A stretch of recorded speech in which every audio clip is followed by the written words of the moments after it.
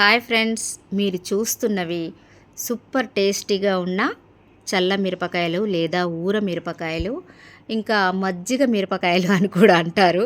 తెలిసిన పేర్లన్నీ మీకైతే నేను చెప్తున్నాను. వీటిని ప్రిపేర్ చేయడానికి నాకు చాలా అంటే చాలా టాస్కే అయిందని చెప్పాలి. రండి ప్రాసెస్లోకి వెళ్దాము. వీటి కాస్ట్ వచ్చేసి 200 గ్రాముల మిరపకాయలకి 150 రూపాయలు మాత్రం నేను తీసుకుంటున్నాను. కావాల్సిన వాళ్ళు ఆర్డర్ పెట్టండి. షార్ట్కట్లో చెప్తాను నేను ఎలా ప్రిపేర్ చేశానో. ఇదిగో ఇలా మిరపకాయలు తీసుకుని 2 భాగాలు చేయకుండా 80% ఓపెన్ చేసేసి, మనము అంతకంటే ముందుగా ఏం చేయాలి, చక్కగా కడిగేసి ఇలా ఫ్యాన్ కిందనే ఒక క్లాత్ పై వేసి ఆరబెట్టుకోవాలి మిరపకాయలన్నిటిని. ఆ తర్వాత మనం కొలత ప్రకారము మజ్జిగ ప్రిపేర్ చేయాలి కాబట్టి వెయిట్ చూసుకోవాలి. నేనైతే 10 కిలోల మిరపకాయలు చేశాను. దాదాపు 8 లీటర్ల మజ్జిగనైతే ప్రిపేర్ చేశాను. 8, 9 కూడా అయింది అనుకోవచ్చు.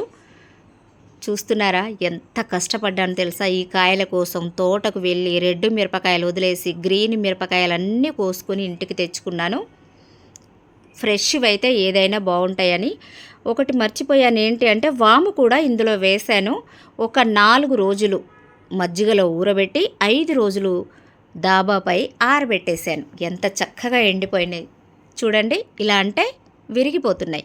ఆ రేంజ్లో ఎండబెట్టేసి వెంటనే ప్యాక్ చేసి పెట్టాను. ఈ వీడియో చూస్తున్న వాళ్ళకి వీడియో నచ్చినా నచ్చకపోయినా అవి తినాలనిపిస్తే మటుకు వెంటనే ఆర్డర్ చేయండి. ఓకేనా ఫ్రెండ్స్? ఇంకేం చెప్పాలి, షాప్లో కొన్న మిరపకాయలకైతే కాస్త ఉప్పు ఎక్కువగా ఉంటుంది, ఇక్కడ అలా ఉండదు. ఓకేనా? Thank you.